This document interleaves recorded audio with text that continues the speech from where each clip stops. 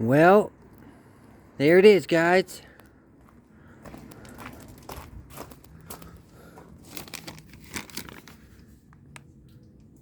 One year ago today, I officially bought the Rambler.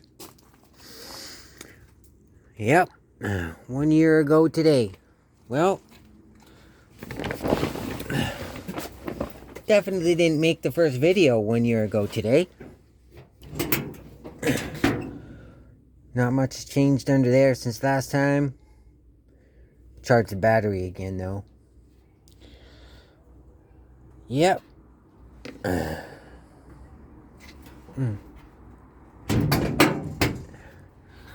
Oh, yeah. One of the boys in the forum was asking me about the carb. He was like, where did you get that carb? Where did you get that carb? Right? And he was like, did you get an adapter plate for it? And all that stuff. I was like, yeah, there's an adapter plate on there. You know, and I explained to him about all the difficulties he might face if he decided to put this particular carb on the Rambler. 195.6 one barrel intake there, which is originally supposed to only have like a 1 barrel carb on there. Anyways, but I explained to him all the problems that I had. But the way that the throttle lever works on this is it moves this way, right? Okay, all right. Now, this is the 32/36, the difference in sizes of barrels, venturis, whatever, throats, whatever you want to call it, right? DGEV. I'm going to say that again. The Weber 3236, well, it's more like the 3236. Weber 3236 DGEV. And yeah, that's what it's called, right? That's the way the throttle moves. But I'll tell you, the Weber 3236 DGEF, the throttle will actually activate the other way. So, if you put a carb that's like that on here, turn it sideways, right? You know, like cut off the right side of the adapter, because I cut off that side so it's not sideways. Anyways, you'll have the carb turn this way. The throttle lever will be facing the firewall. What you'll have to do is you'll have to really put on your thinking cap and figure out a way to modify the existing throttle linkage that's indigenous to the Rambler, like the original throttle linkage setup, all those pieces that I had down there before I took it off and put the cable on, that can interface with the throttle lever. Now, because the way that throttle lever will turn, it will turn the appropriate way that the horizontal twisting throttle rod will twist.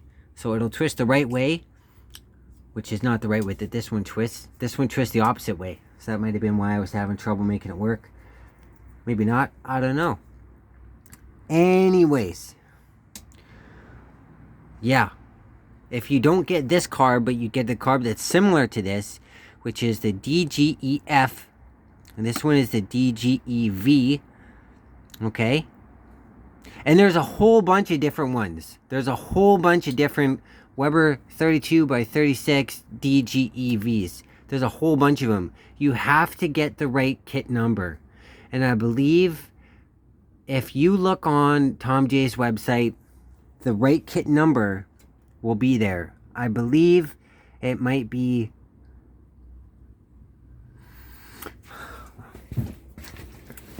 I think I actually still have it inside.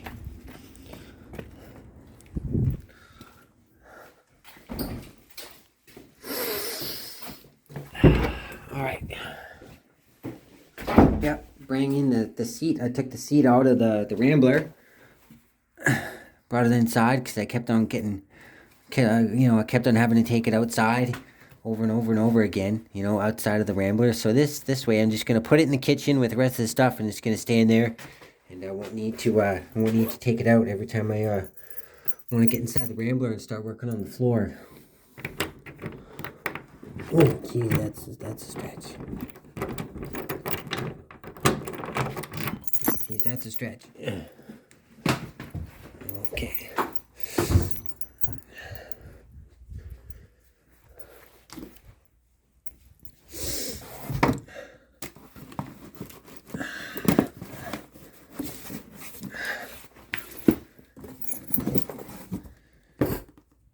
There it is.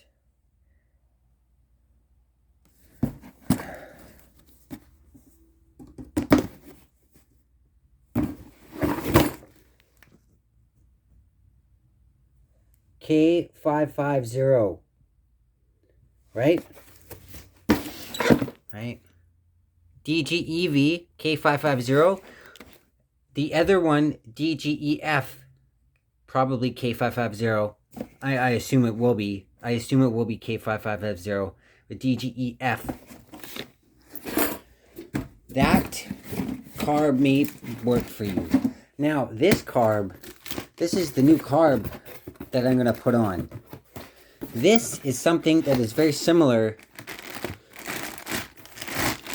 This is something very similar to the other carburetor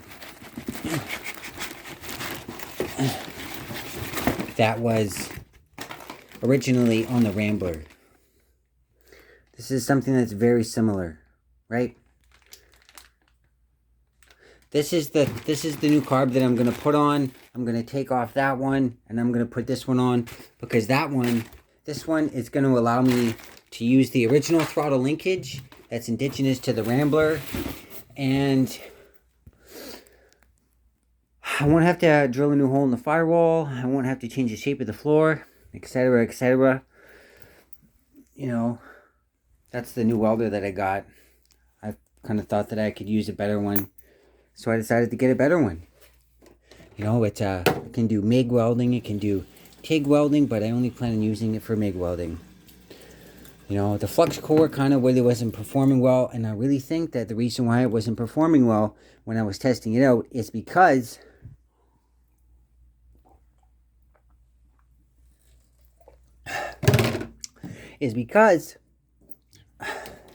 there wasn't adequate power powering it. I don't think that there was adequate power powering it.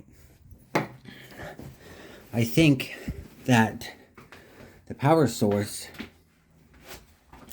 was about 5 amps short. It's about 5 amps not powerful enough. You know, I think it was 15 amps, but that welder, that one right there, it's a 20 amp power source. You know, and I only had 15 powering it, so I think that's why the welds were pretty bad. I tried it out right there, and I was using that wall socket right there, and that wall socket is down area 4 and 6. You can't really see it on there, but I can. You know, 15 amps, right? So that's probably why it wasn't performing well.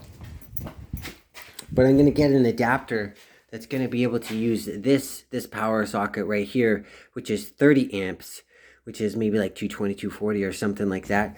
But I'll definitely be able to get the 20 amps that I need out of there. So my welder will be able to fuse the metal together properly and create good fusion. All right, so yeah, that's a piece of the old floor. Uh-oh, where's the, didn't I put the key in my pocket? Maybe put it in a different pocket. Anyways, so yeah, I took out the seat and I exposed the floor just to kind of see what kind of rust repair situation I was looking at. You know, it does look kind of, you know, a little, I want to be careful with this. But it does look like the rust has gone down into that area right there. And some right here. Hopefully it's not too bad. Right there. Hopefully not. Anyways. Pretty soft right there. But yeah, so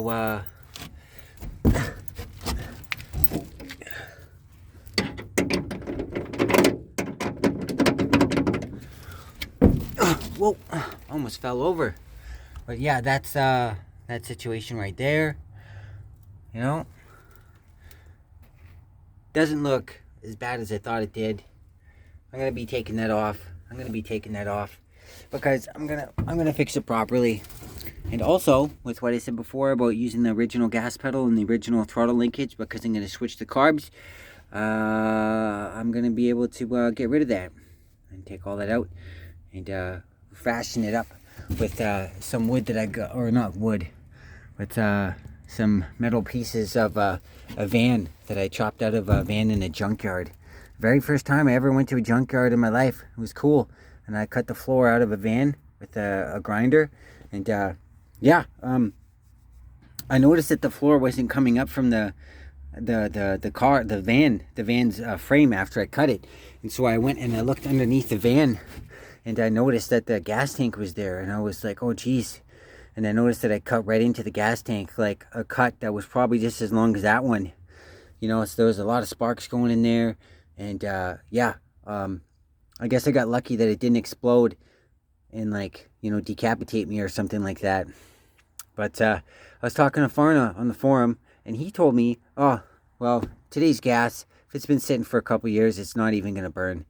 So yeah, you don't really have any danger of old gas, you know, blowing up in your face. But if you were welding a gas tank that wasn't properly vented and, you know, fumed and stuff like that, and, like, you know, you didn't let the fumes evaporate, you could probably die. You know, he said that somebody that he knew died like that one time when they were welding a gas tank. So got to be careful with that. And yeah, this is the situation over here with this area of the floor. You know, it's actually right there is probably just as bad as this. It probably is. You know, so I'm gonna, you know, do some work. I've never done this kind of job before, so I'm kind of, you know, gonna be doing my first time over here with the metal floor work. Yeah. I took off the lock cylinders off the doors, and I soaked them in gas as per TSM recommendations, to clean them out, clean all the gunk out of them. And yeah, I tried using the key to open them up, or, you know, see if the key would work, and the key does work, but I tell you, it's just like you have to have the key pulled out partially, and you have to sort of like wiggle it a little, and you have to turn it, and like it's really stiff. It's really stiff. I think that the mechanisms inside the door need to be taken off so that they can be re-greased and then cleaned up, and it'll be more smooth, because I think if I use the key to open up those locks in the condition that all the mechanisms are making it so stiff, I'm kind of worried that I might break the key off, might snap. I unfortunately destroyed the passenger side lock.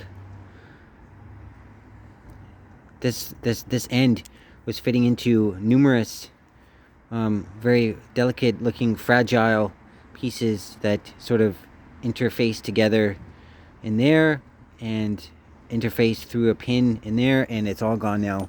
So I accidentally broke it, and now I don't have a lock, but I'm thinking just gonna like put that back in there just to plug the hole, and yeah, just go from there.